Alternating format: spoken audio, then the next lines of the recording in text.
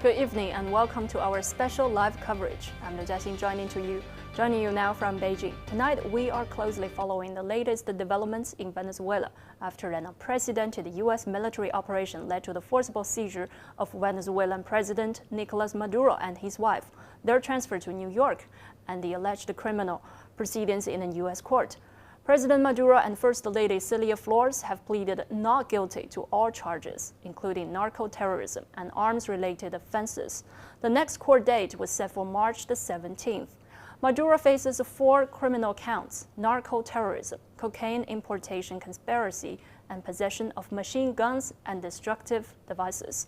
Maduro has long denied the allegations, saying they were a mask for imperialist designs on Venezuela's rich oil reserves. In the early hours of Saturday, U.S. military forces carried out attacks and bombings in Caracas and other parts of Venezuela and forcibly seized Maduro and his wife before placing them in custody in New York. The United Nations Security Council debated the implications of the raid, which was condemned by Russia, China, and allies of Venezuela. UN Chief Antonio Guterres raised concerns about instability in Venezuela and the legality of Trump's strike, the most dramatic U.S. intervention in Latin America since the 1989 Panama invasion. For more on the earlier situation in Venezuela, CGTN has outlined a timeline. In August 2025, the U.S. begins military buildup in the Caribbean, citing drug cartel threats. September 2025, the U.S. strikes a Venezuelan vessel, accusing it of drug trafficking. In November 2025, a U.S. carrier strike group enters the Caribbean, raising regional alert levels. In December 2025 there are reports of airspace incidents and maritime enforcement operations near Venezuela. And on January 3rd, 2026, the alleged Operation Absolute Resolve launched, resulting in Maduro and his wife's forcible seizure. On January 3rd to January 4th in 2026, Maduro and his wife are flown to New York and face drug and arms trafficking charges. On January 5th, 2026, multiple nations condemned U.S. military actions against Venezuela at UN Security Council. On January 5th, 2026, Maduro and his wife plead not guilty during their arraignment in New York court. Well, this operation, launched without United Nations authorization, has triggered strong international reactions, including emergency debate at the UN Security Council, where China, Russia, and multiple countries condemned the action as a violation of sovereignty and international law. China's foreign ministry has stated clearly no country has the right to act as an international police force, and no country can appoint itself judge over others. Well, for more on that, let's take a look.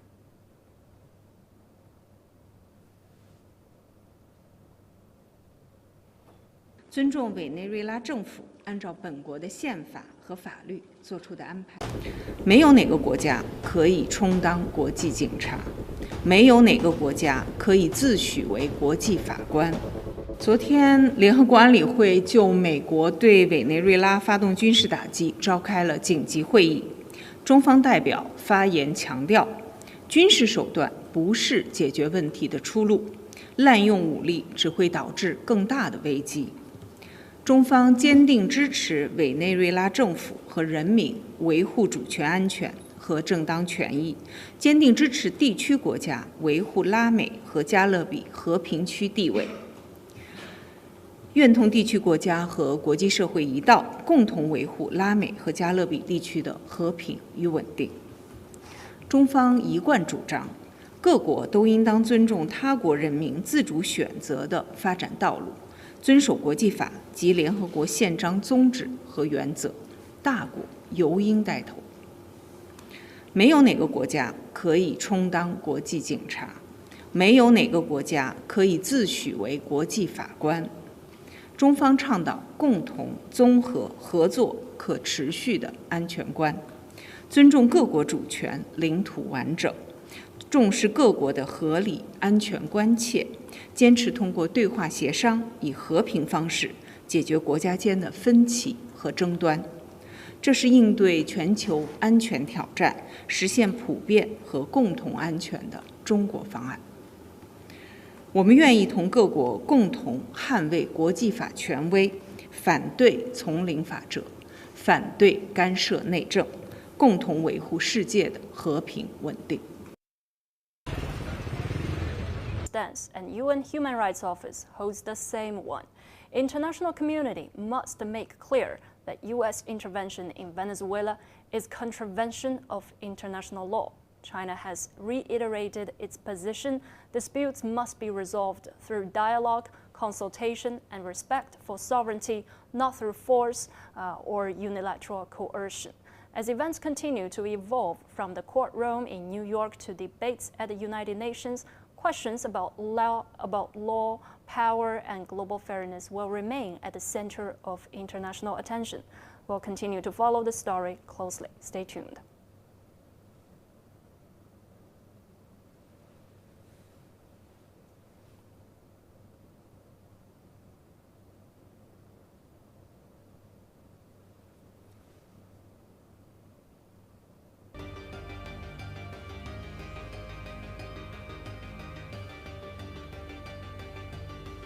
So what you are seeing now is the on-site footage in Colombia-Venezuela border.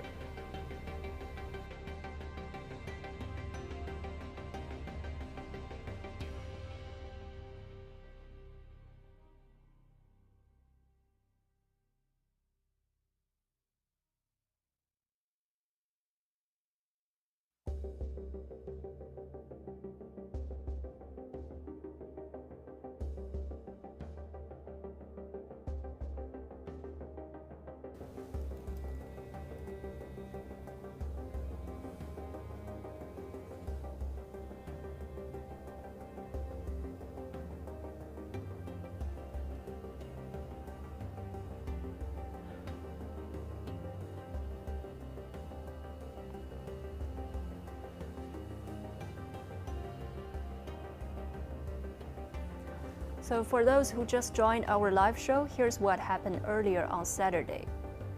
Explosions were reported across Caracas and other locations on January the 3rd, followed by power outages. Venezuela declared a state of emergency and accused the U.S. of military aggression. The U.S. later confirmed the strikes and announced that President Maduro had been taken out of the country. Venezuela's Supreme Court, Vice President, and Defense Ministry rejected the legality of the action and demanded his release. Russia, China, Cuba, Iran, Brazil, Chile, and other countries condemned the operation. European institutions stated the intervention violates the UN Charter. Protests and anti-war demonstrations have erupted in the US and Europe, and in a wider range of the world. Since January the 3rd, a series of dramatic developments have shaken the region. The United States has confirmed military strikes on targets inside Venezuela. U.S. President Donald Trump has claimed that Venezuelan President Nicolas Maduro and his wife have been detained by U.S. forces, and that Washington will run the southern American country. U.S. President Donald Trump on Saturday said during a press conference that he would allow U.S. oil companies to enter Venezuela to fix infrastructure and, quote, start making money for the country, claiming that the U.S. retains all military options until its demands are fully met. What you are seeing now is the live footage in the New York City of the United States.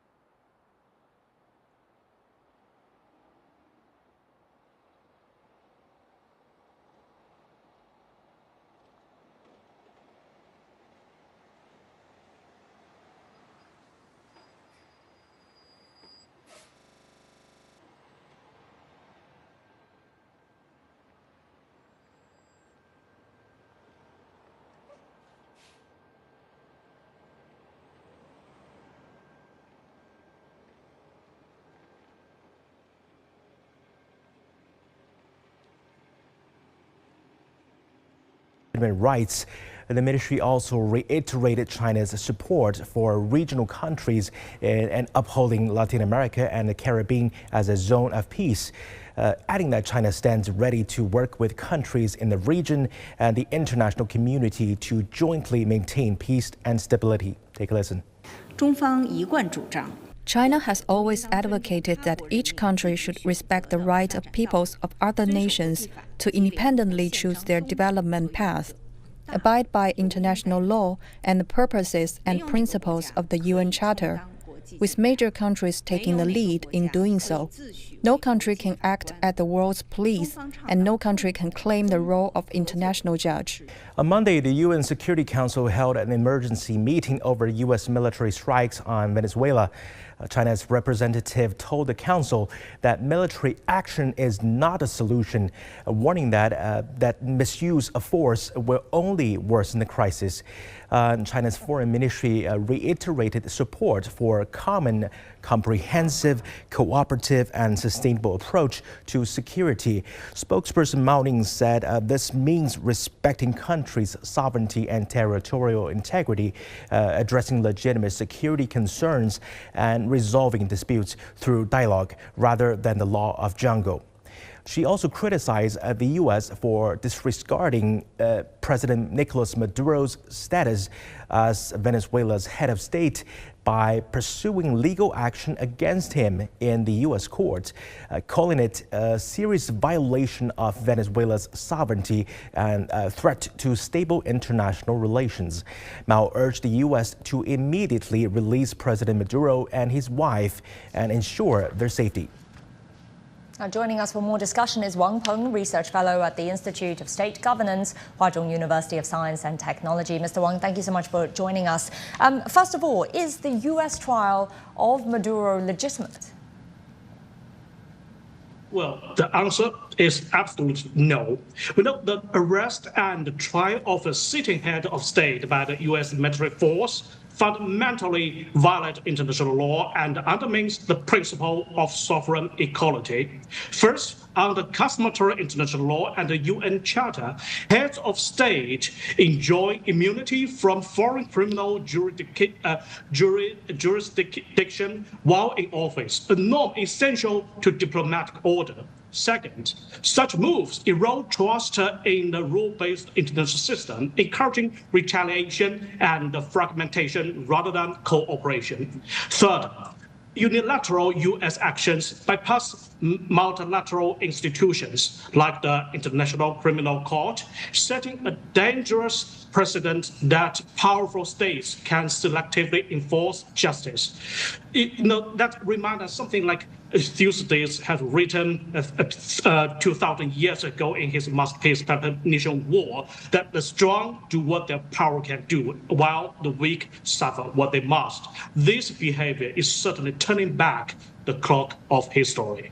Mr. Wang, the White House has said that U.S. oil companies are ready to go into Venezuela. Now, Venezuela has a fifth of the world's proven crude oil resources. If the U.S. were to be able to control this, what effects could this have? The long-term U.S. control over Venezuela's oil sector may reshape global energy geopolitics with profound implications for Asia and beyond. First of all, it could reduce Latin America's energy autonomy, reinforce U.S. hemispheric dominance, and limit alternative suppliers for Asian importers such as China and India, and so on. Secondly, redirected flows might tighten heavy crude availability in Asia, forcing costly refinery retrofits or reliance on pricier substitute. Finally, such control could weaponize energy access, turning oil into geopolitical lever and destabilize markets neutrality and accelerates the de-dollarization trends among non-Western economies. Mr. Wang, thank you so much for your insights and your time. Really appreciate it. Wang Peng with the Huazhong University of Science and Technology.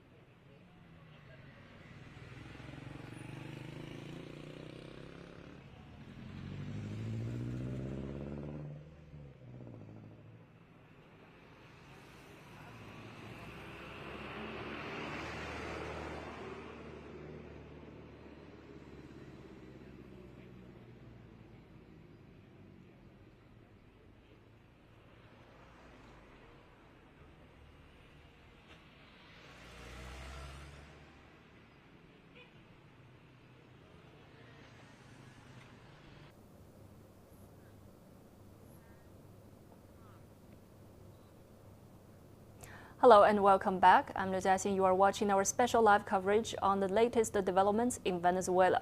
To help us examine the legal, political, and systematic implications of this moment, we are joined by Professor Huo Zhengxin, Professor of Law at China University of Political Science and Law. Professor Huo, thank you for joining us. It's my pleasure. Sure. Well, let me begin with the core legal issue. The United States carried out a military raid on Venezuelan territory and initiated criminal proceedings against the sitting head of state without UN Security Council authorization. From an international law perspective, does this episode expose structural vulnerabilities in a system when powerful states act unilaterally? Is international law as it stands today robust enough to prevent the normalization of such actions? Professor. Frankly speaking, as a professor of law, I am astonished at what happened in Venezuela because the UN's action was carried out without the approval of the Security Council of the United Nations, and it has not approved even by the US Congress itself. Therefore, this action actually shows that the international law is facing very serious challenges. And the US actions in Venezuela undermine the most treasured and important principles of modern international law, which includes the equality of sovereignty, non-use of force, and non-interference. And these are the cornerstone of international law, and which are enshrined by the UN Charter. As a matter of fact, the United States itself is one of the major drafters of the United Nations Charter. So I believe that the U.S. action shows that the modern international law is very weak or helpless before these great powers, especially the superpower. Sometimes the professor of international law, we say that these great powers, especially the superpower like the United States, becomes outlaw countries before international law. So I have to say that the U.S. action in Venezuela is a very serious undermining event for the international law. Thank you for that analysis, Professor Huo. What you've outlined raises a critical concern. When power outweighs rules, the consequences may extend far beyond one country. Well, let's now turn from diagnosis to possible legal responses. So this turns to our question two. What international legal avenues can states like Venezuela pursue to counter unilateral U.S. interventions? Do existing international courts or arbitration mechanisms provide effective legal support for protecting these states' sovereignty and legitimate rights? According to UN charters, I think that the major body that may have a role is the Security Council of the United Nations. Because according to UN charter, the Security Council is the only body that can issue legally binding decision or resolution. We also found that just on Monday, the UN Security Council held an emergency conference. But I'm afraid that the UN Security Council will play, I don't think it will play a meaningful role in this event, because as you know that any legally binding resolution adopted by the UN Security Council should be approved by the 5 permanent members unanimously, which includes the United States. So I believe that United States, as one of the 5 permanent members of the Security Council, will veto any resolution or decision that is against his interests. So this again shows the vulnerability of the international law. And I think that U.S. action in Venezuela creates a really dangerous precedent. It makes me feel that we are living in a world, not in the 21st century, but living in a world where the laws of jungle prevails instead of law of rules. So this is a very dangerous action. And also, I think that it is very difficult for the country like Venezuela to defend its interests before international law. As I say that, Security Council, I think, is almost useless in exercising any influence in this event. And both the United States and Venezuela have not accepted compulsory jurisdiction of the International Court of Justice. So the existing resolution dispute mechanism plays, I think, no role in settling this dispute. So I think that this again means that we are in the cornerstone, that the international law needs fundamental reform to provide the security and peace for the world in the future. That brings us to a sobering reality, the gap between legal principle and enforcement. But this is not just a bilateral issue, it also concerns the credibility of the global system itself, which leads us to question 3. Professor Huo, many observers argue that this U.S. action risks undermining trust in multilateral institutions, especially the United Nations. If major powers bypass the UN when it is inconvenient, can international law still function as a meaningful constraint, or does the erosion of consensus weaken the very foundation of global governance? Broadly speaking, as a professor of international law, I'm very sad because I'm afraid that a United Nations cannot prevent the acceleration of this kind of unilateral use of force by superpowers. If the international community cannot do anything to prevent the acceleration of such events, I think that the world will be in a very dangerous situation. If today United States invade Venezuela, which country will be the next? Cuba, Colombia, or even Denmark? As you know, that Denmark is a member of the NATO, but if the international community cannot do anything to stop the Trump's administration, then I think that these countries are in a very, very dangerous situation. So I think that today's world, if we can do nothing to do something to change the situation, the international system and international law developed on the ruins of Second World War will, facing a unprecedented challenge and risks. Unprecedented challenges and risks. If such dynamics accelerate, the consequences may be especially profound for developing nations. This leads us to our final question. So, Professor Huo, could this U.S. action prompt countries in the global south to reassess the international order? Will these nations question the effectiveness of international law and push for a fairer global governance system? What happened in Venezuela tells us, I think, more clearly that we need law. We need international law, especially the developing country and weaker countries. We need the rules and international law to protect our interests. So what happened in recent years, especially this event, shows that international law is important instead of not important. Because without international law, that whole world will be more dangerous. And this situation shows that the international community should unite together to reassert the importance of international law and should unite together to do something to strengthen and reform the international law, to overcome the weakness of international law and to prove its possibility. And then we can live in a world without wars or without danger or without terror.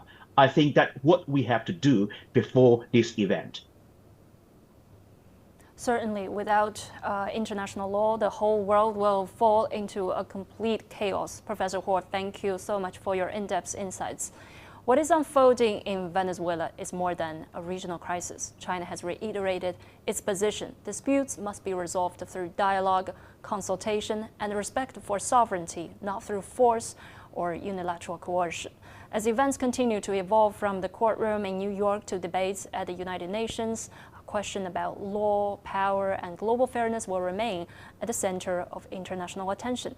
We will continue to follow this story closely. Thank you for watching. I'm Liu Jiaxin. Stay with us for further updates.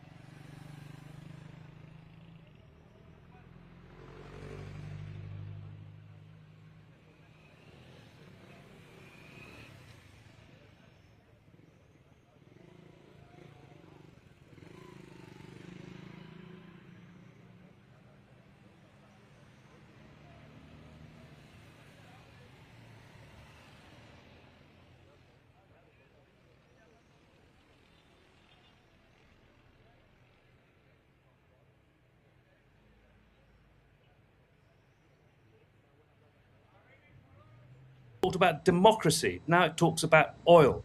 And beyond that, I think that the reason why what has happened in Venezuela does have a major and will have a continuing effect is that the threats that are being made to Greenland and Denmark are very clear.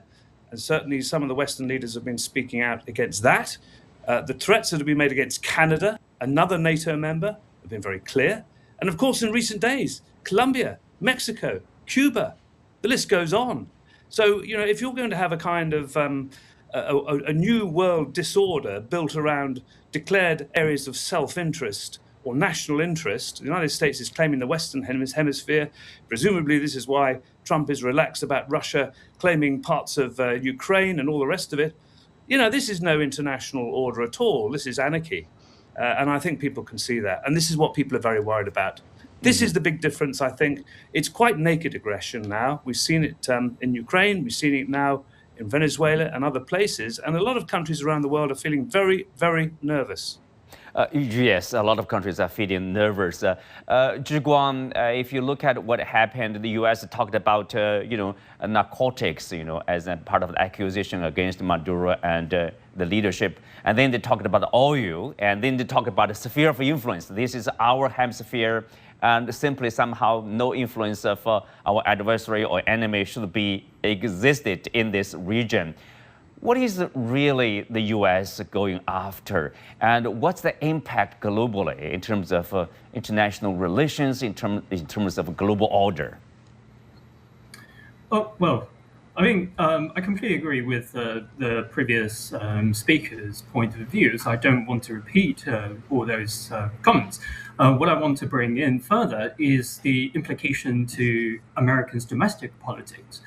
I mean, this is not the first time that the Americans have done intervention. This is nor the first time the Americans have used secret operation to top a foreign leader. But this is the first time they've done it, with two exceptions. One, this is very open. This is publicly declaration. It's all a show. Trump really wants everybody to see it. And secondly, Trump did it without seeking for congressional approval.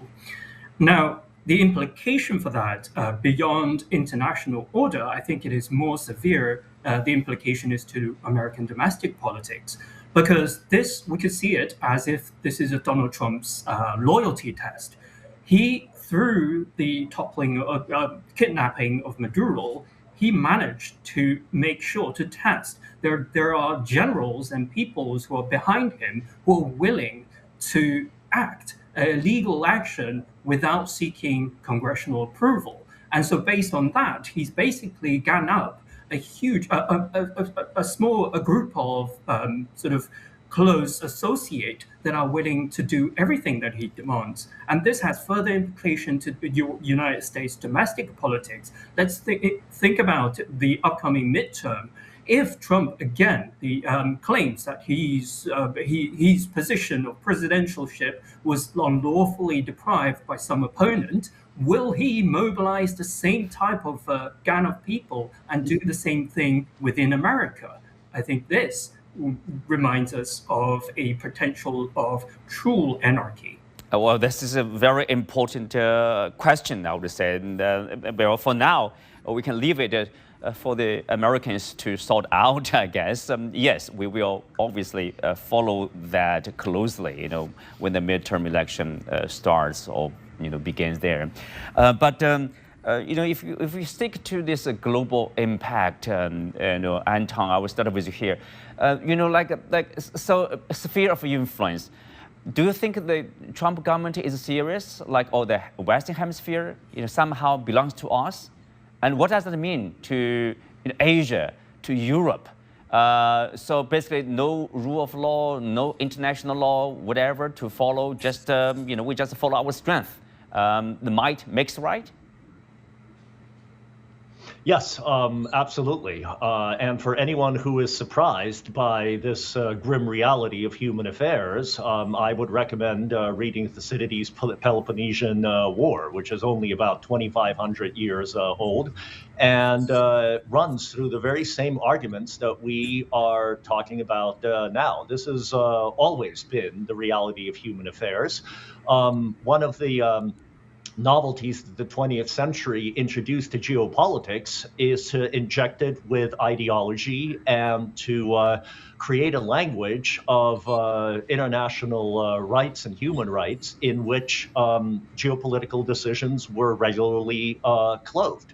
That didn't change the reality of the calculus behind the American intervention in Vietnam, the Soviet intervention in Afghanistan, and I can go on for a very long time giving out examples. This is how realpolitik works. Trump is following on the Monroe Doctrine, which has never actually disappeared in its general conceptual outline. The United States in the 20th century, actually since the 1890s, has had a very long and distinguished history of interventions directly south of its border in Mexico and then all over the Caribbean basin and in Latin America. This is how great powers have behaved always. And so the difference with Trump is that he doesn't clothe this in the language of international rights or even human rights. He clothes this in very honest and grimly realistic language of resource grabs. And that's exactly what's going on here. It's oil.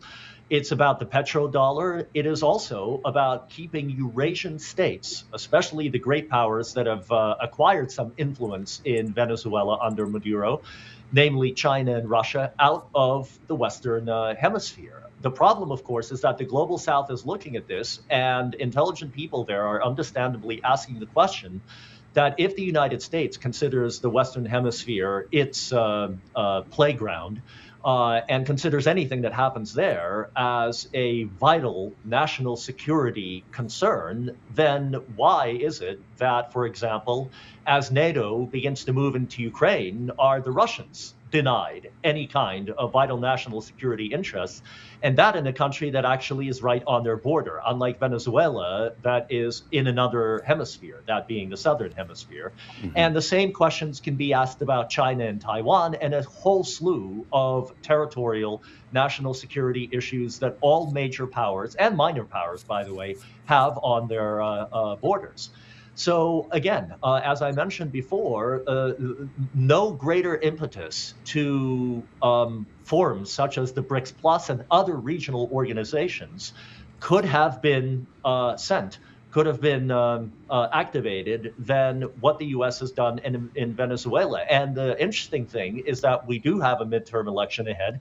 Trump is going to try to rack up foreign policy successes for the Republicans to at least not lose the House and the Senate. And I have a feeling that this is just the beginning and that he may be moving on to other countries. And Greenland, I think, which is not a country but a territory of Denmark, I think Greenland is very seriously in the crosshairs. And I think the next developments will be over there. And we'll see what impact this will have on the NATO alliance. Right. Before we turn to Greenland, Henan, if you look at, as Anton mentioned about the return of Monroe Doctrine, what does it mean to regional countries in Latin America? What does it mean, to their cooperation, with China, with other countries? Chinese investment is important. Trade with China is important. For many countries, China is the largest trading partner. Sure, indeed. And I also think that we should look to the big picture here. And I could not agree more with my colleagues. This crisis triggered in Venezuela cannot be analyzed in isolation. We are living through multiple overlapping crises. A crisis, of course, of the US hegemony, of the neoliberal capitalism, a crisis of multilateralism. And the United States and the West no longer provide solutions with broad global legitimacy. Anton just mentioned the BRICS Plus, and I would also mention the return of the Bandung spirit of no interference, of mutual respect. And in reality, the United States and the West, in my point of view, are much more the cause of this crisis than the solution to them. And this is the deeper context of what is happening in Venezuela today. And I would like to say also that I believe it is simpler to indicate what Washington should do if it needs to hopes to strengthen its influence and appeal in the Western Hemisphere, and not pursue a power policy typical of the Cold War is something that must be disregarded by the U.S. And China delivers to the Latin American countries such as Brazil other paths to go, other opportunities to pursue multilateralism without unilateralism. So the Belt and Road Initiative, the China Select Forum, and other initiatives here in Latin America and beyond signals that we are witnessing the advent of what Professor Amitav Acharya calls a multiplex global order. Globalization will not end, but will take new forms. Different forms there. Mark, Greenland could well be the next target. In what way the U.S. will seize Greenland, will take control of the piece of land from Denmark, and what will be the response from the European countries? Well, I mean, the Danish Prime Minister has already said, well, if that were to happen, it's over for NATO. I mean, that's kind of fairly obvious, I suppose. Does Trump care about NATO that much?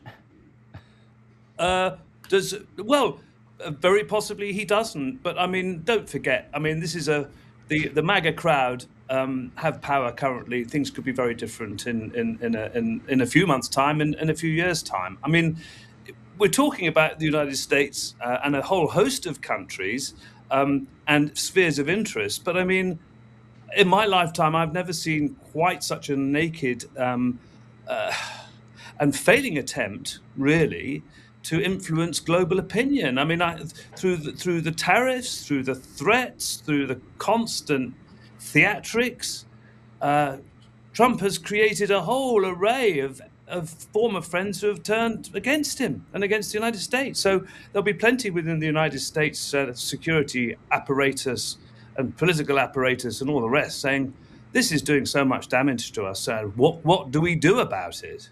But, in terms of Greenland, I heard Stephen Miller, the enuisus of Donald Trump, explain to a reporter yesterday that, yes, Denmark had to be part of the United States for security reasons. Well, I mean, this is staggering. I mean, anybody would know, Denmark is a member of NATO. The United States has had military bases on Greenland since the 1950s. It's just so absurd that, frankly, many people just simply don't believe that it's happening. Now, the problem is that we've just seen in Venezuela, these threats do actually transpire and do actually come into action. And so, yes, I mean, there's a threat clearly to NATO. There's clearly the United Nations means very little to the United States. They wrote out a check for $2 billion the other day for humanitarian aid and said, that's it, effectively, reform or die. And then we'll use quite happily, as other Security Council members, their veto to get in the way of any criticism. So it is an extraordinary anarchic situation. And I think increasingly, as your last guest was saying, I think member states and countries around the world are going to be looking for new leadership in the United States, hopefully, but also to think again about these kind of relationships that have been set in stone since the end of the Second World War. But, just finally, I mean, if you think about the terrible destruction of the Second World War, the promise for never again, and all of the work of our grandparents, our forefathers and foremothers in putting together the United Nations and all of these international structures, the International Court of Justice and all the rest of it. And for a coach and horses to be driven through all of this in such an appalling manner. It's just staggering watching what's happening, frankly. It's a tragedy there. Zhiguang, finally, if you look at the issue from Chinese perspective, what does that mean to China, to China's Belt and Road Initiative, to China's idea of a community of a shared future, and China's interaction engagement with Latin American countries?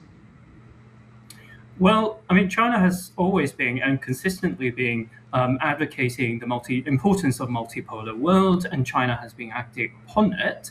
And over the past decades, China has done quite a lot in terms of providing an alternative source for globalization, for internal development, for developmental funding, all sorts of things good has been provided through the Belt and Road Initiative, and all of these are under the condition of non-intervention. But Trump has demonstrated a clear way of intervention, and the intervention not done through the facade of international law or judicial justice. It is done through blatantly gangster style of harassment. And that, I think, would have a strong implication not to China, but more importantly, to the global South countries. Most of the global South countries, majority of them, have been relying or hoping for hedging between two multiple powers. And hedging, to be frank, is helpful for most of the global South countries to develop their own capacity. Now, US has stopped that possibility. It basically says my way or highway, otherwise you're going to end up like Maduro. And I agree with Hernan that the future for not only China, but the entirety of the global South should be solidarity again. And this puts forward the most important element or sort of aspiration for the global South countries as far as in the 1950s Bandung Conference. The global South countries, the third world countries, the Afro-Asian, Latin American countries, regardless what name that you call us, have always been asking for solidarity for non-interventionist development.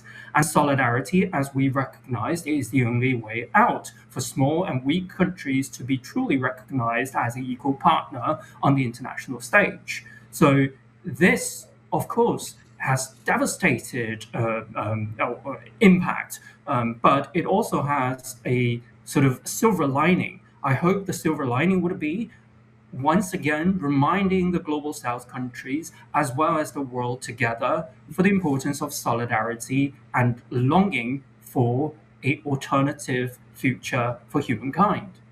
So you are suggesting like BRICS countries, SCO, etc., global South will come together as a possibility because of what happened to Maduro and I'm not Venezuela. saying will come together. I hope to say that we would come together.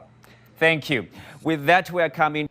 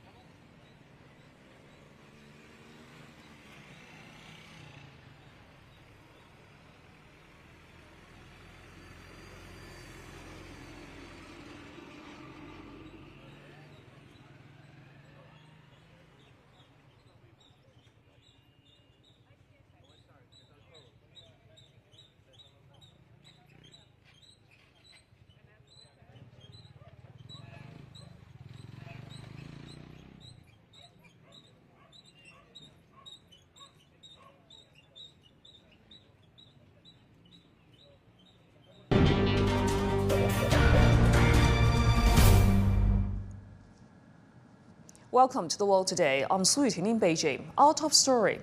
Venezuela's President Nicolas Maduro and First Lady Celia Flores have both pleaded not guilty to drug charges at their first appearance in the U.S. federal court. Karina Mitchell reports from New York. Yeah, this all unfolded really quickly. It started Saturday night. Maduro and his wife seized from their bedroom in Venezuela before spending the weekend at a Brooklyn detention facility, now making their first appearance before an esteemed judge in the courthouse behind me. Transported early Monday morning by helicopter and armored vehicles for arraignment and to hear the charges against them and enter a plea. Maduro faces 4 charges. They include narco-terrorism, trafficking cocaine, and possession of weapons, including machine guns and destructive devices. All laid out in a 25-page indictment signed by the U.S. attorney in the Southern District of New York. That was part of the justification that Trump used to forcibly seize Maduro and bring him to the U.S. The U.S. first indicted him in 2020 during the first Trump administration. The indictment accuses Maduro of engaging in illegal activity tied to drugs for 25 years, long before he became president in 2013, allegedly transporting massive amounts of cocaine into the U.S., money laundering while partnered with other drug cartels. The new indictment, unsealed on Saturday, also charges Maduro's son and 3 others. Maduro and his wife pled not guilty to all charges, Maduro saying, quote, "I am not guilty, I am a decent man, I am still the president of my country." For now, they're being held indefinitely, with the next court date set for March 17th. Now, experts say it could take this case up to a year before it goes to trial. But if convicted, Maduro faces a mandatory minimum of 30 years behind bars and a maximum of up to a lifetime in prison. Karina Mitchell, CGTN, New York. The latest U.S. actions involving Venezuela are drawing scrutiny from international law experts, who say any use of force must meet strict standards under the UN Charter. Analysts also warn the international response could set precedents that affect the credibility of international law itself. Zhou Yixin reports. Professor Martinson, thank you for joining us on CGTN. Given the recent developments involving Venezuela, could you share your assessment of the situation from the perspective of international law? It is the general agreement of experts in the U.S. As abroad that there is no international law justification for what the Trump administration has done in Venezuela. Because the UN Charter is really quite straightforward. The use of force is prohibited under the UN Charter. Now, you might think, how can that be? Sometimes nations must use force to defend themselves. And of course, that's exactly correct. But there's certain procedural requirements. But that's the basic structure of how the UN Charter framework works. A prohibition on using force combined with an exception from the prohibition, but only if you suffer an armed attack and are responding to it. I don't see any serious argument that there has been any kind of action by Venezuela or even by non-state parties affiliated with Venezuela that would come close to constituting an armed attack. The precedent of Manuel Noriega in the 1980s has been invoked. Whatever you think about that, there were really important distinctions involving an actual attack on a U.S. service member who was actually killed and declarations by the Panamanian government that plausibly put them in conflict with us. I'm not defending that operation, but there was at least arguments there that I think clearly, simply are totally unavailable here. What implications does this unilateral operation have for international law and order? And what does it suggest about the U.S.'s role in global leadership? In my view, the way the international community right now is responding to what Trump has done is walking an uneasy balance between trying to assert the meaning and force of international law on one hand, and on the other hand, just as a realistic, practical matter, not picking a fight with the U.S. beyond what is needed. It's important for the purpose of international law that other countries state that they think the U.S. is violating the law. And that's important because if they don't, actions like the U.S. is taking can become part of international law and can become a precedent for other countries or the U.S. again to do the same thing again. Samuel Cavalcante, a sociology professor at the University of Campinas in Brazil, told CGTN that the U.S. government has framed the actions as part of anti-drug operations, but argued they lack legal basis and violate international law, United Nations principles, and even U.S. domestic law. The military aggression against Venezuela and the kidnapping of President Nicolas Maduro is clearly illegal, an explicit crime by any measure of the international law or the principles of United Nations, even in terms of the American law. And it's important to note that this operation was the major event in a series of already deeply illegal actions, such as acts of piracy against ships carrying oil and several attacks on boats that resulted in 115 deaths. All of this without any proof, which even if existed in a crime, could not be combated with summary executions. The fragility of the argument on combating drug trafficking becomes even more evident when we see that less than a month ago, Trump officially gave pardon to the former president of Honduras, Juan Orlando Hernandez, who had been convicted of drug trafficking and was imprisoned in the United States. Now, everything is even more frightening when we see Trump himself declare that the operation was also motivated by existing restrictions on American oil companies in Venezuela. Trump didn't even bother to hide the imperialist interests in Venezuela's natural resources. European leaders have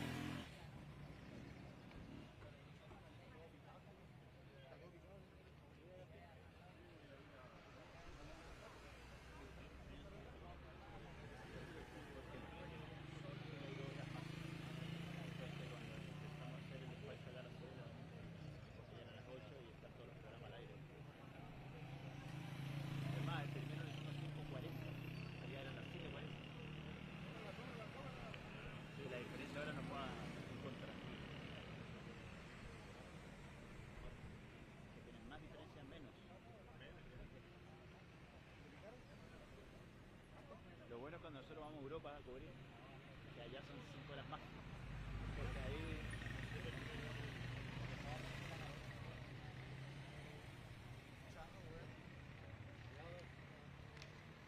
Ya, hagámoslo por ahí por la gente. ¿Cuál?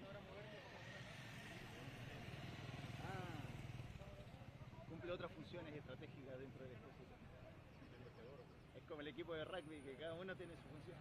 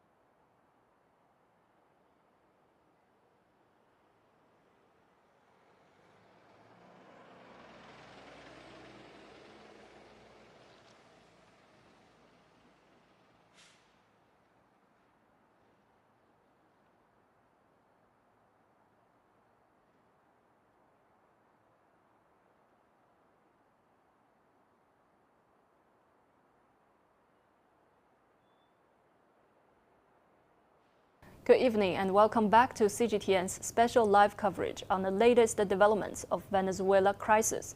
I'm Liu Jiaxin joining you from Beijing. Since January the 3rd, an unprecedented U.S. military operation led to the forcible seizure of Venezuelan President Nicolas Maduro and his wife, their transfer to New York, and the alleged criminal proceedings in a U.S. court. President Maduro and First Lady Celia Flores have pleaded not guilty to all charges, including narco-terrorism and arms-related offenses. The next court date was set for March the 17th. This operation, launched without United Nations authorization, has triggered strong international reactions, including emergency debate at the UN Security Council, where China, Russia, and multiple countries condemned the action as a violation of sovereignty and international law. As we continue our live coverage, we now turn to another key legal perspective. Joining us now is Professor Kong Qingjiang, Dean of the School of International Law at China University of Political Science and Law. Professor Kong, thank you for being with us. Pleasure. Well, given the U.S. justifying its intervention now as a measure against terrorism and drug trafficking, how would you assess whether this violates the principle of non-intervention under international law? Does this principle retain practical binding force when confronted with unilateral actions by powerful states? The United States cannot justify its intervention of Venezuela's domestic affairs in the name of bringing so-called drug trafficking criminals to justice. Non-intervention is a fundamental principle of international law that is enshrined in the UN Charter. This principle derives from sovereign equality, which is also enshrined in the UN Charter. They, as well as other fundamental principles of international law, form the legal foundation of international relationship. In accordance with the international law theory, such principles are mandatory to all nations. No country is in a legal position to intervene with the domestic affairs of other nations unless, for example, the UN Security Council has acted to authorize such intervention in dire situation in the country concerned. We don't know whether Mr. Maduro has engaged in drug trafficking. Even if he had done so and needed to bear responsibility under U.S. domestic law, this will not be a right reason for the U.S. to invade Venezuela and arrest him and place him in trial in the U.S. court, because that would systematically undermine the foundation of international order. Without such order, small and weak countries would be exposed to the whim of powers like the United States. In a nutshell, non-intervention principle must be upheld. Thank you, Professor Kong. Your analysis raises an important point. Legal justifications are often closely intertwined with political narratives. This brings us to the regional impact of the U.S. action. Does U.S. military intervention exacerbate political fragmentation in Latin America? Could this action alter diplomatic relationships between the region and U.S. allies, particularly in security and political alliances? It's certain that the U.S. military intervention will trigger political fragmentation in Latin America. Latin American countries are politically diversified, ranging from the left to the right. Without external intervention, all these countries can manage to live peacefully with each other. When an external power like the United States steps down to usurp the government of disobedient Latin American country that it dislikes, some country in the region might be so intimidated as to be submissive to the U.S. hegemony.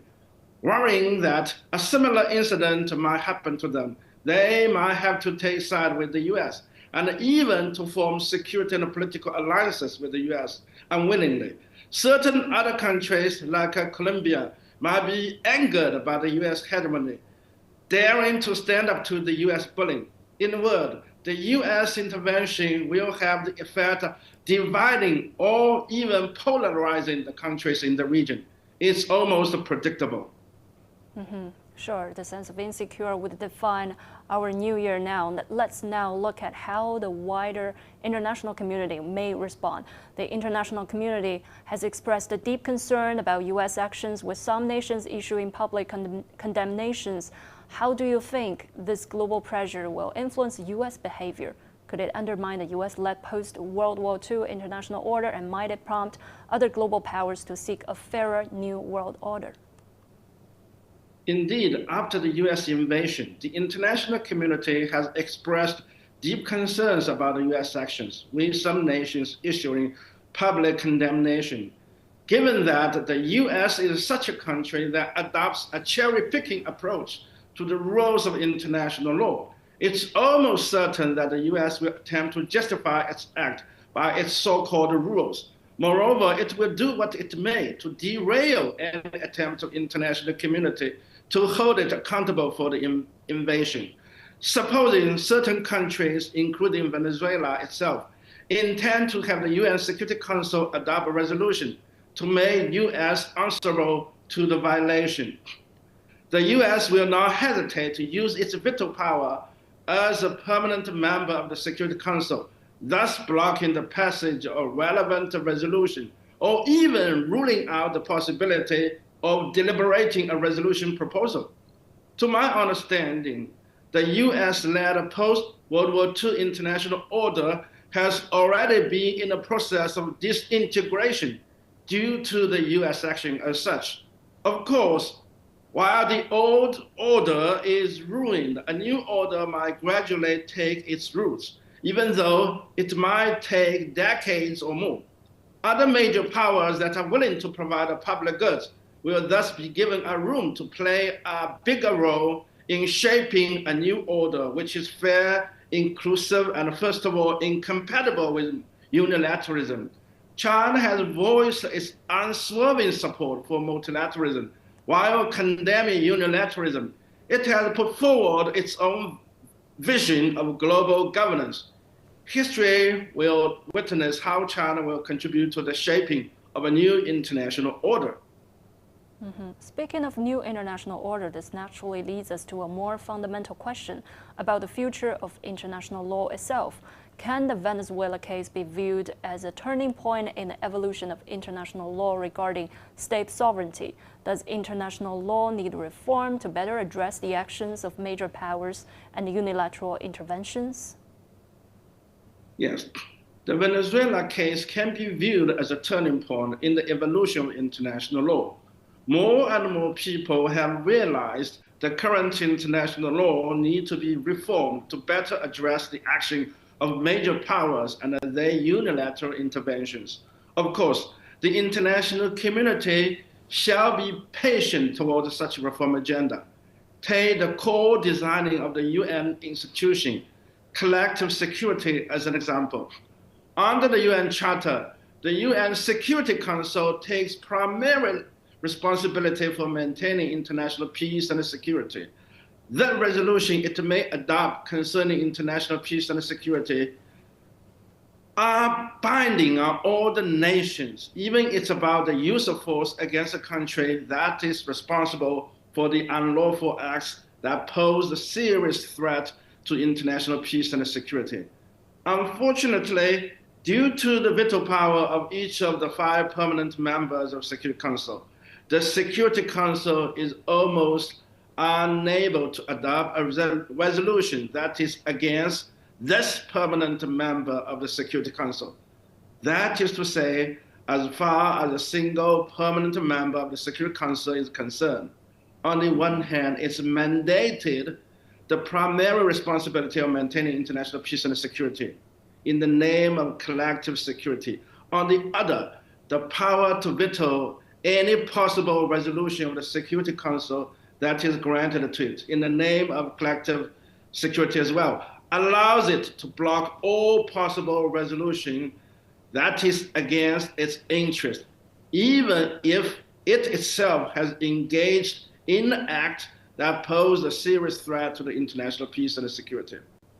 Ironically, due to the veto power of each of the 5 permanent members of the UN Security Council, there will be difficulty having these institutional defects amended. But this does not mean the international community shall refrain from engaging in urgent reform.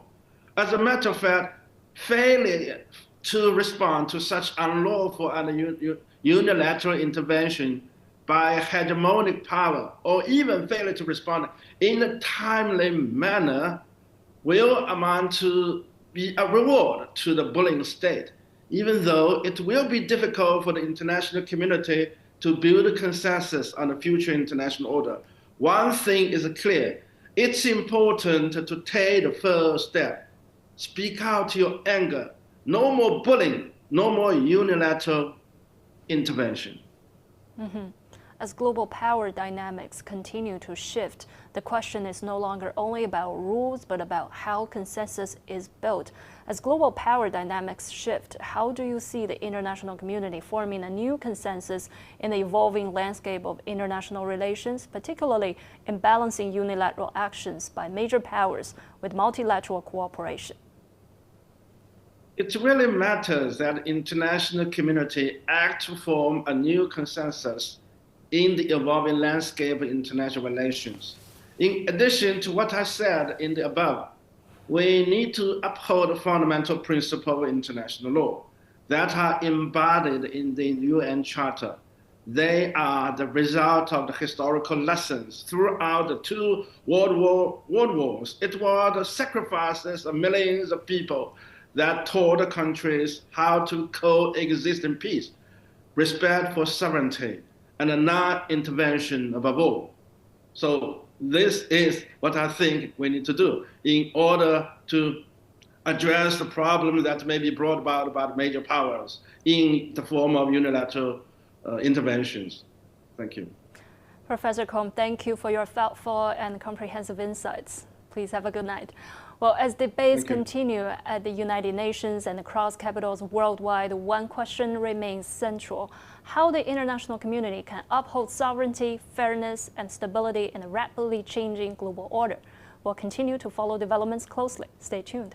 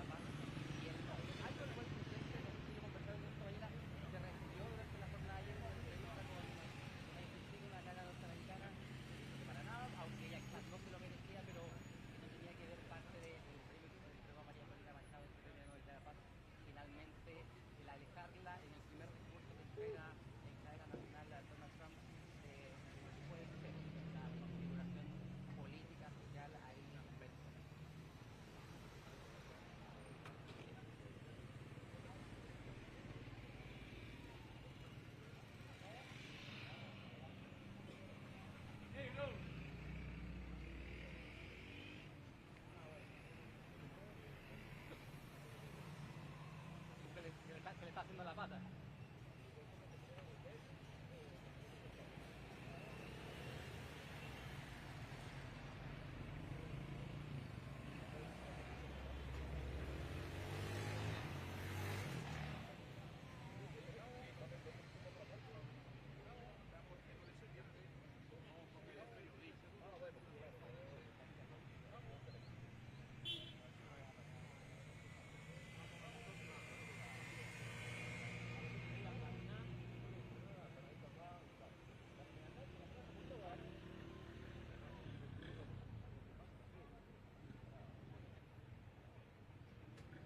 ¿Te acuerdas?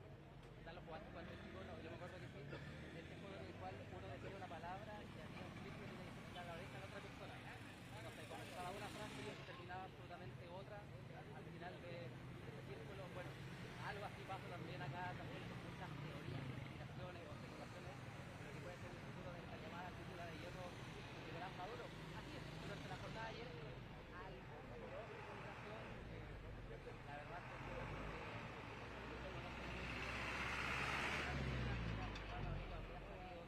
Diosdado Cabello, para que la gente no lo conoce bien, es una figura importante del chavismo, que le consideraba el número 2 del chavismo. El primero era Nicolás Maduro, actualmente ministro del Interior, más de aquí el país, y ha sido una figura también bastante polémica, sale a contestar también a mandatarios de otros países. De hecho, ha tenido cruces con, o ha excepcionado y criticado el presidente de la República, Gabriel Boric, en varias oportunidades. Y sí, se decía que estaba en Colombia, se decía que posiblemente habría salido de Venezuela, particularmente por que no se había expuesto tan públicamente una vez ocurrido este ataque de Estados Unidos a Caracas, a Venezuela, para capturar a Nicolás Maduro y su esposa.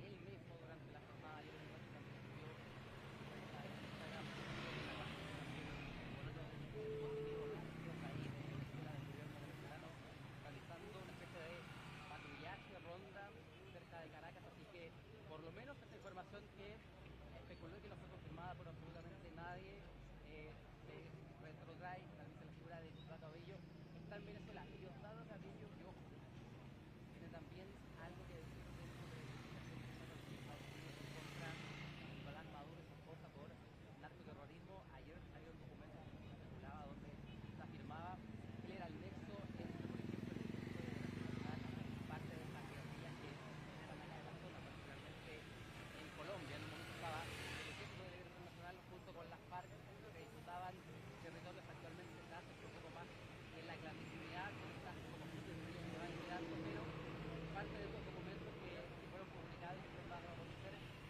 planteaban que la figura de Nicolás Maduro, que particularmente se reunía con parte del ejército de liberación nacional en puntos cercanos a la frontera de Colombia y Venezuela para destinar o para finalmente cerrar y asegurar parte del traspaso de la droga a territorio venezolano. Eso es parte del documento. Hay que ver también lo que va a pasar en el transcurso de los días y vamos a ver la figura de él. Si es que Estados Unidos, vaya uno a saber, porque en buen cliché cada día tiene su afán, sobre todo en temas que son ligados a la geopolítica, cuando la tierra está bastante caliente. Lo que ha pasado en estos últimos días, ¿qué vaya a suceder con la figura de Diosdado Cabello? Estados Unidos solicitará algo más concreto, más formal, o finalmente se quedará con la figura ya más bien de Nicolás Maduro y su esposa, que actualmente se encuentran retenidos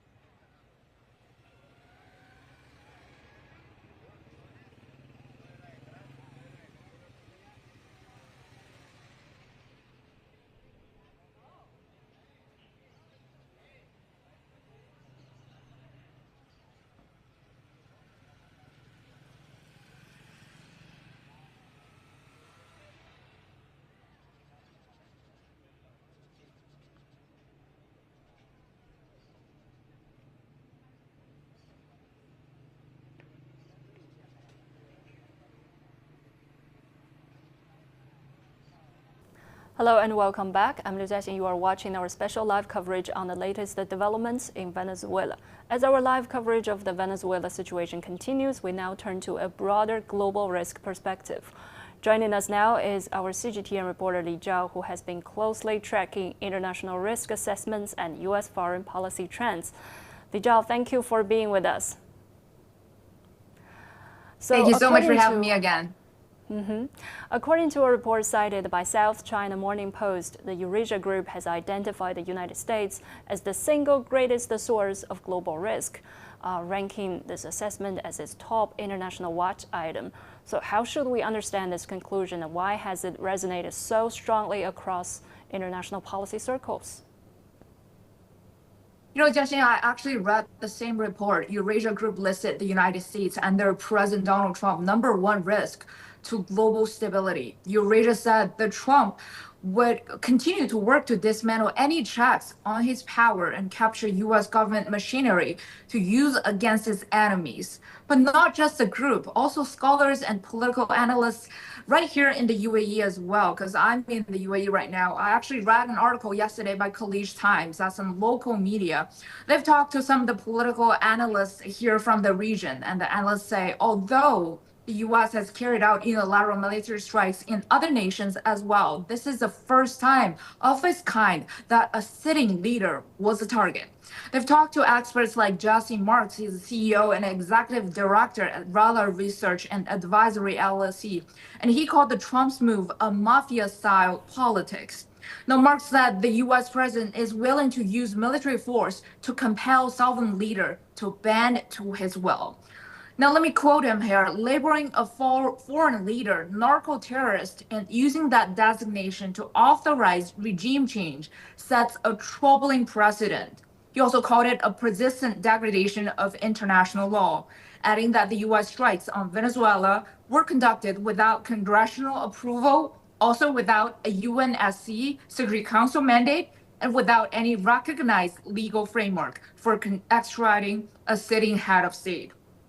Also, some of the UAE experts here, Isa Al-Zuruni, noted that this operation was not presented as an intervention per se. Rather, it was wrapped in a security and judicial narrative by linking the Venezuelan leadership to organized crime and drug trafficking. She added that the language used is a strategic tool in which it becomes easier to justify the use of military force.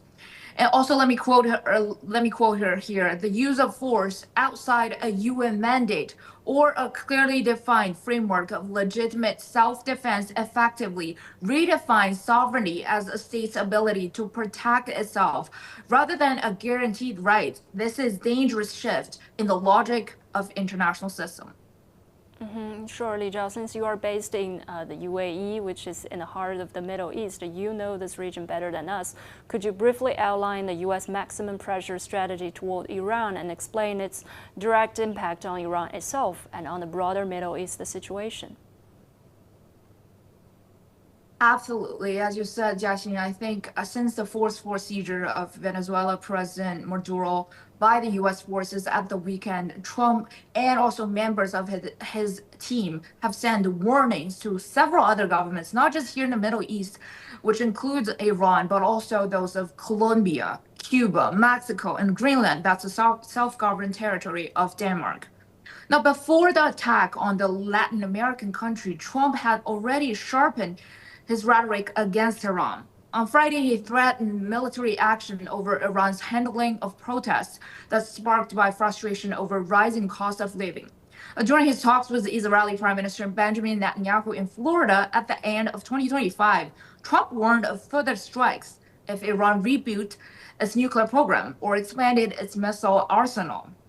Netanyahu, of course, echoed the threats. On Sunday night, when Trump aborted Air Force One, he said that the United States was monitoring developments in Iran closely and warned that if Iranian authorities resumed killing protesters, the country would face a strong response from Washington. And of course, we saw some very strong response from the Iranian side. Over the weekend, Iranian state television reported that the Islamic Revolutionary Guard Corps had conducted military drills that included missile launches and air defense tests And just hours ago, the latest response from Iran's newly formed Defense Council, it warned that Iran could respond before an attack if it detects clear signs of a threat, a stance that implicitly raised the possibility of action amid rising tensions with Washington and also with Israel. The council said allegations and interventionist remarks directed at Iran could be treated as hostile acts if they went beyond rhetoric. It also said Iran's security, independence, and territorial integrity constituted a red line that cannot be crossed, and warned that if it detected any hostile behavior, that would prompt a response. And let me quote them here. Any infringement on national interest, interference in internal affairs, or action against Iran's stability will be met with proportionate, targeted, and decisive response.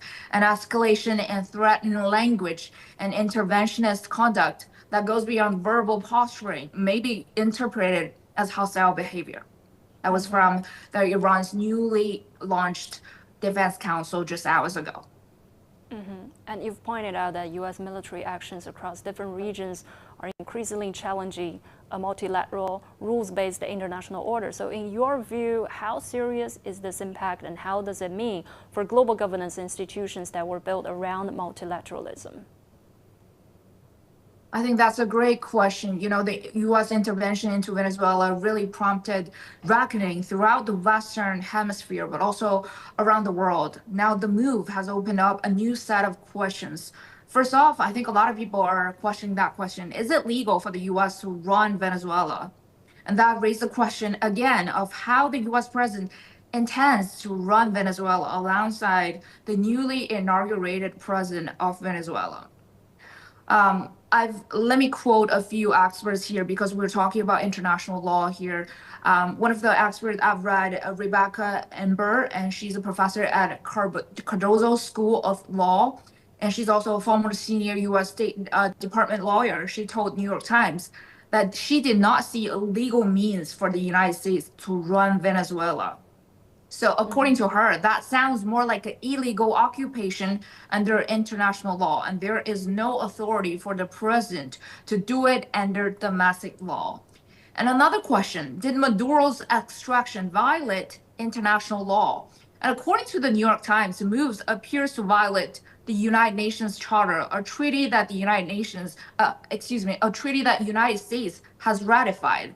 Now, under UN Article 2.4 of the Charter, a nation may not use force on the sovereign territory of another country without its consent, a self-defense rationale, or the authorization of the UN Security Council. Now, the operation to seize Maduro will cause global shock waves, of course, including here in the Middle East. There are no signs that the United States has the capability or intention right now to pull out something similar in Iran. I'm talking about right now. And let me quote another expert. His name is Thomas Warwick. He's a non-resident senior fellow in the Scowcroft Middle East Security Initiative. He's also a former Deputy Assistant Secretary for Counterterrorism Policy in the U.S. Department of Homeland Security. He said the Trump administration ought to be aware of the dangers of vague rhetoric that cannot be followed up with action. Trump's words to Iran and the Middle East in the coming weeks need to be made with steely-eyed capability and also intention. Thank you so much, our reporter Li Zhao, for bringing us that global risk overview, and all the best to you at Middle East. Thank you so much. So for more on the economic dimension of this crisis, please stay tuned as we bring you more insights and analysis from our economic analyst. Stay tuned.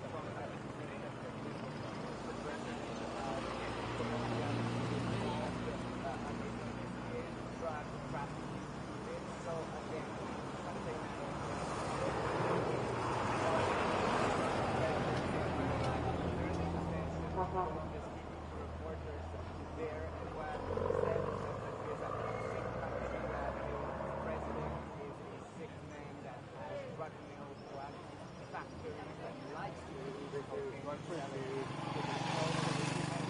Petro obviously has rejected all of that, and also the attack to the U.S. military operation in Venezuela. And he is calling for a rather a number of rounds across the country of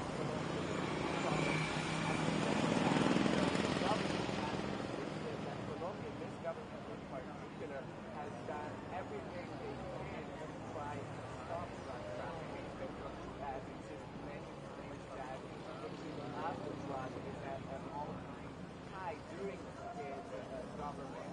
And the context of all this is that the U.S. and Colombia have been cooperating for decades now on that specific issue of stopping drug trafficking.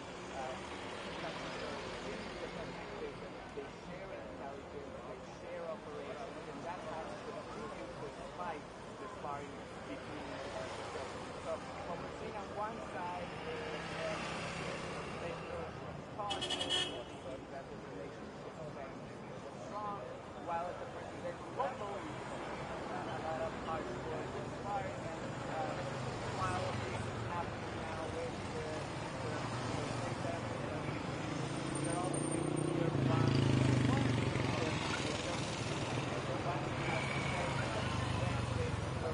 rally and Pedro speaking about all this.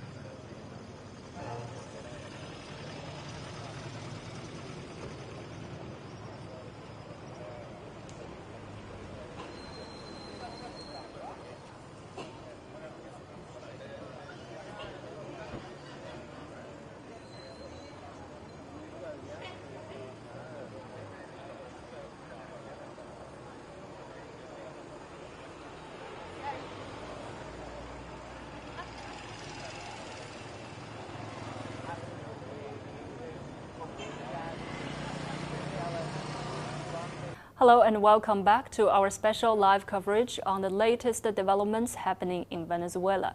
We now turn to the economic dimension of the Venezuela crisis. And joining us now is Chu Qiang, Fellow of the Belt and Road Research Center at Minzu University of China. Professor Chu, welcome to the program. Thank you very much. So, Professor, many observers believe the U.S. intervention is driven less by security concerns and more by economic interests, particularly Venezuela's oil, mineral resources, and other natural assets. From your perspective, how strong is this economic motivation behind the intervention? I can tell you this is probably the other most important, motive for Trump and his administration to do so. I think it's basically on his face. Everybody knows Trump is a businessman, a shrewd businessman, actually. I got to give you that. He's been doing this greatly. I think this is pulling a diplomatic stunt and also very much helping America to control the economic benefit and the strategic resources in the West sphere.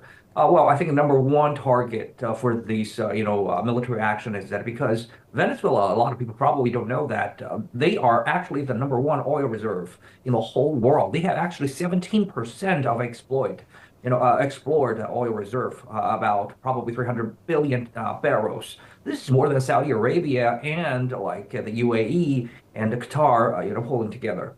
So actually, if you can manage and control this kind of the very abundant, oil, you will probably be controlling the lifeline of the global, oil pricing and oil market. This is more important than just controlling the middle list. Actually, and another thing is that it's about the category of the oil generated by the Venezuela. Actually, Venezuela is rich in the heavy, crude oil. Heavy crude oil actually is very important raw material for the industries. In America, actually near the Mexico Gulf, they actually have a lot of the refineries very much targeted to this kind of the refining capacity towards the heavy crude oil. It's very different from the Brent oil, which is light, crude oil, which is very different things. So I think this is actually a perfect match between American capacity together with Venezuela raw material. It's not only about the energies, but also, I mean, we're talking about the very important military energies and also very important industry, crude, and raw materials using in construction and the chemical industry and pharmaceuticals, a lot of things you can name it. So I think this is a very, very clear. That's when Trump himself actually said just to manage this oil reserve and to produce the oil to offset the cost that we had in this military, actions. So I think basically he had made that announcement very clearly. And I think more than that, a lot of people, well, they think only about oil, but I can tell that it's not only about oil. I mean, there are a lot of other raw materials like the gold, aluminum, and also some reserve of the rare earths, which is in a very urgent need of America. But I can tell you, this is just a small mind. Actually, I can tell you, American is actually aiming at some bigger things, which is the hegemony of the dollar. Because if you can control this, petroleum and oil, reserve, you can have another version, a higher version, a bigger version of the petrodollar. And also when you can control the West Hemisphere, and you will see this, a strategy will help America to build up the presence. There is what we call the strategic deterrence kind of effect. When they can pull this kind of stunt, everybody will feel the sense of the deterrence. So you will give America more of the credit, and also you will believe in the U.S. dollar even more. So they can leverage up their assets and financial resources towards all this kind of the stunt. So American and financial resources in the U.S. dollars actually will have a more dominant position, in the whole global, settlement network and a financial market. Because in the previous 10 years, probably a lot of people are saying, okay, U.S. dollar is being weakening, and many other emerging markets have been rising up with their currencies. So probably we should not trust the U.S. dollar anymore. And also, given them have about 37 trillion U.S. dollar kind of the national debt. So we probably should not trust the U.S. dollar and their national debt anymore. But Trump used this message or telling you, you should trust America because we can pull this stunt and we can control the West Hemisphere, and then you can trust Americans' power.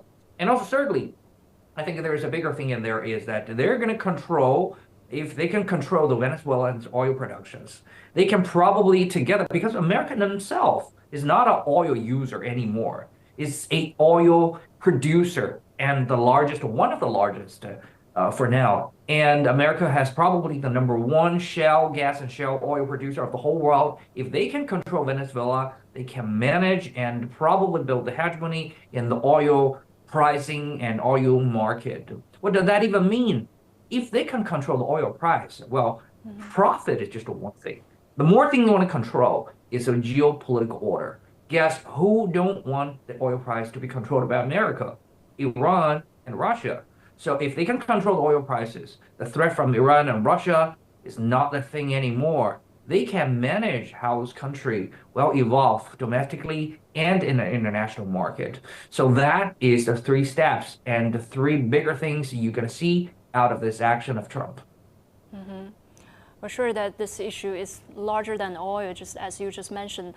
So let's just shift our focus in Venezuela. How does this political instability in Venezuela affect the global financial and commodity markets, especially like energy markets? Is there a real risk of broader economic volatility from heightened uncertainty? Well, actually, this is a little bit tricky question or situation. Well, if you read the current, oil prices and the oil indexes and the whole market, you will find out, okay, this kind of a shocking action militarily actually did not affect oil immediately. Why does that happen? Because everybody, well, they guess the probably is going to skyrocket the oil prices immediately, but actually no. It's because this kind of a turbulence actually did not change the landscape of the oil supply, recently very much, because everybody knows Venezuela, well, even though their peak capacity is to produce more than 3 million barrels of oil a day, But because of the long-term sanctions and also the outflow of the human resources and also lagging behind technologies, Venezuela actually currently can only produce just a little bit more than 500,000 barrels a day. 500,000 barrels a day. This is less than 0.1% of the global supply chain. And OPEC, well, in the past 1 year, they voluntarily reduced their supply by 500,000 barrels a day. So if the whole market is in short of 500,000 barrels, of the supply, OPEC will immediately fill in the gap. So you don't need to worry about that. And currently, I'm going to give you another shocking number. OPEC countries, they have about 3 months, of the whole global reserve of the oil. What does that even mean? So if there is no country in the whole world produce any barrel of oil anymore from today, our current reserve from the OPEC can sustain the whole world to run for another 3 months or at least 2 months if you use more. So I think this is not the problem we're gonna worry about the price goes up. But the problem we need to really concern about is that the whole long-term and mid-term structure has been changed. For example, America, if they can just get in and control the capacity in Venezuela, rebuild the drilling sites, and introducing in the long-term capital from the Chevron and all those companies, you will probably see a hegemony or a monopoly happening in the global oil supply, which means Saudi Arabia is going to fall.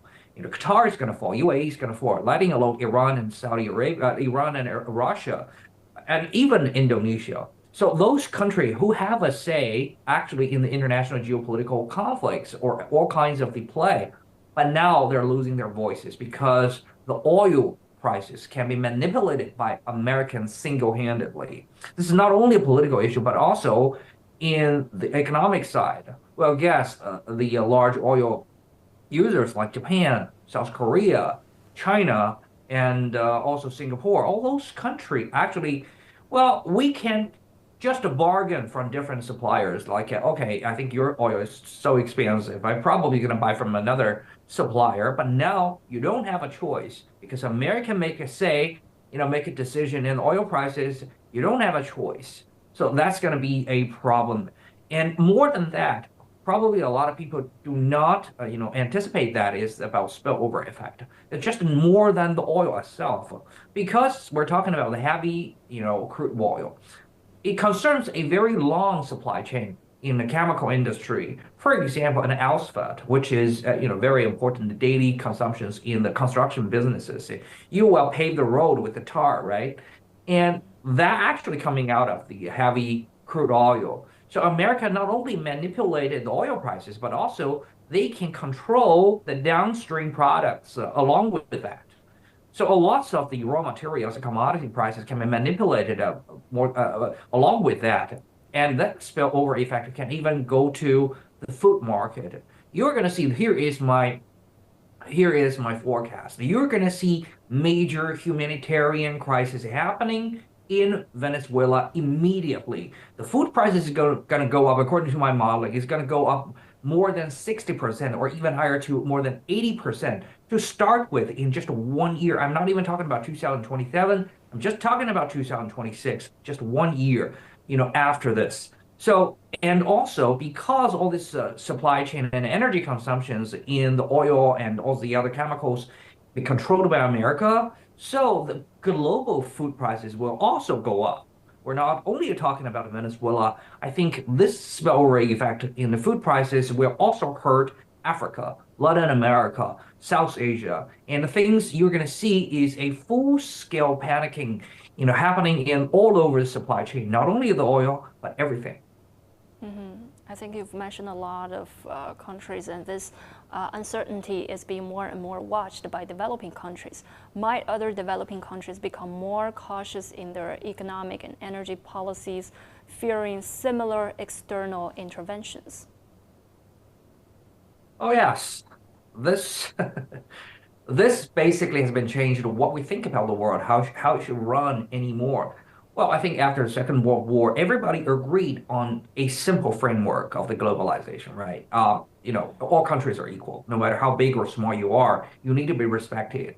And also, we can solve all the kind of the dispute over the multilateral platform like the UN, and we use consultation and a rule of law, to solve all kinds of the dispute first. After that, if you are not able to achieve the consensus, probably you can resort to violence. Well, even during the Cold War period of time, they solved this kind of the problems first by legal actions or negotiation, and then they resort to the violence. Remember this. This is even during the Cold War. But now, one big nation just challenged all of the rule. You just, parachute your troopers, your commandos just on another nation's, a sovereign nation's, presidential palace, and kidnapping all the legal or, voting elected president or leaders of a nation single-handedly. So you're basically telling everybody, okay, do whatever you want. If you don't like the situation, if you don't like your neighbor or don't like their policy, just go there. Just to take away their leaders or killing their people, do whatever you want. We're going back to the jungle law. So this kind of, deterrence, effect or threatening effect actually been hurting a lot of, medium-sized or smaller nations. For example, if you are a global south nation, basically you have a lot of options and choices, which is a good thing. You can choose who can provide you the best options for the cooperation. You have lots of oil, you have lots of gold, you have lots of rare earths or aluminum. And if this country give me a better price and less string attached, I will choose to work with you. If you provide me a lower price and you ask me to choose side politically and you give me a lot of threats, I want to work with you. So that makes international trade and cooperation economically more fair and also more effective, because you don't need to throw in a lot of extra things, and that wouldn't appear on the international pricing on your CDS, because all kinds of political, extra conditions will be reflected in the premium of your financing, let's say 150 basis point upon your financing cost. So you don't have that. So I think this logic actually has been helping the whole world grow, especially the global south nation, to grow up, in the previous 20 years or even 40 years. We like that. But now when they do that, for example, a smaller nation in Africa, when they try to find their partners, they're going to think about it. Okay, I probably do not want to work with the best offer. Maybe the best offer, let's say Russia, they will have this kind of a situation with America, and maybe one day if American president don't like me, they will parachute some troopers up on my roof and take me away. I don't want to risk that. So they decided to work with America or the little stooge of America, let's say UK, and their oil companies, who gives a lesser condition or lesser offer. So you have to work with fewer money, less money, but more extra string attached. So that will add up to the cost of the whole global supply chain. If one country doing that, one company doing that, and one project are doing that, when everybody are doing that, you're going to see 100 BP for this company, 10 BP for this country, and whole global supply chain will get more and more expensive. And also, more than that, the whole international market will be segregated. Okay, I belong to this side, you belong to this side. And between two sides, there's an invisible war. You don't work with each other, or the transaction cost will be really, really high. So you're damaging the cornerstone of the globalization. This is not only a political issue. This is a pure economic issue. Sure, Professor Chu. I hear that out clear that the implications may reach the foundation of global trade. Now, Professor Chu, could U.S.'s unilateral actions have broader repercussions for international trade norms and the global economic order? Is there a risk that this intervention deepens global economic divisions, accelerating the formation of competing economic blocs? Well, like I said, this is basically a sure thing. Well, let me put it in this way. All these kind of action, like I just mentioned, they damage the very root of the multilateral trading systems. It give you an excuse, and it give you an alibi for the protectionism, And also, it gives you more of the uncertainty on the international trade. Nobody knows what's going to happen. Like you just mentioned, I choose my partner today, and next thing you know is you parachute somebody on my roof and take me away. How can I just take that kind of the cost? And also, all the kind of international rule of law and their spirit has been violated. The jungle law has been reintroduced back again. So nobody knows how to act anymore. If I am just a little nation, little economy, I have a lot of resources. Well, it looks like I become a child holding a lots of candy in my arm, but a lots of hungry adults are surrounding me. How am I gonna out? Can I just set up a stand still to sell my candy or lemon juice anymore? No, you probably get robbed. And also, I think in the whole world, I think the consensus is still there. For example, I'm not even talking about global South nations. Even the alliances for America, like France, like Spain, and they are actually boycotting this. They're saying this is very, very wrong because a lot of orders will be, collapsing. And also the United Nations and this charter has never been so much violated. And what we think and what we act and all these principles has been damaged. So I think in the future, we're going to face a period of time that all the norm has been changed. All the energy is not energy anymore, it's politics. And also, all the orders we believed in will be fragmented. Unilateralism will take its tide, and also multilateralism is probably will fake its, shadowing period of time. And also, a lot of developing nations, well, they have to choose. They have to make a choice. It will be forced to choose between the independence and the so-called security. And the only thing they have to do is that to jeopardizing and compromising with their future development of the living standard. So I think we need to do something to change that. It's not only about the global South nations or something not in the camp of America. I mean, it matters everybody. Who's going to be the next? Today's going to be Venezuela. Tomorrow can be Japan, can be France, can be Spain, can be Germany. Nobody's safe anymore. Mm-hmm. Well, Professor Chu, do you foresee greater international coordination ahead, or are we moving toward greater economic confrontation given the ever-changing global order, or you say the norms? Well, I think there is going to be a trend that a lot of people or a lot of countries don't like the situation, is going to work together, try to change all the situation, or at least to stop America by far. So, okay, you said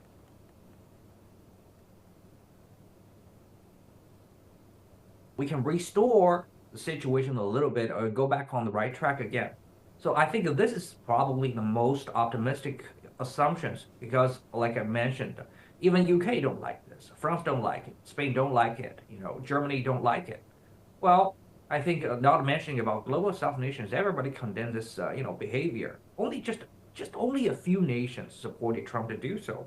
So I think if these voices can be really, getting louder and louder, and if, the right trend can really take form, and I think it's still not too late. We can do something to, slow down this process when we probably going to slide down to a bigger abyss. But this is very optimistic, I just mentioned. I think probably in the very near future, we're going to still see more of the things to come. Today is Venezuela, tomorrow can be Iran, and can be Cuba, and can be other countries. And if America set an example, some regional little giant are going to rise up too. For example, in Africa, some local hegemony is probably going to rise up to bully their neighbor as well. So I think we will have a probably very rocky uphill road to look into. That calls for consensus, that calls for effort, and also that calls for, the basic human nature for the righteousness and also the just. Thank you so much, Professor Chu, for your impressive insights and for outlining the economic implications lying behind Venezuela crisis. Have a good time. We hope to hear more and more from your insights in our upcoming shows. Thank you. Thank you. As we conclude this segment, let's briefly look at how the Venezuela crisis has unfolded since January the 3rd.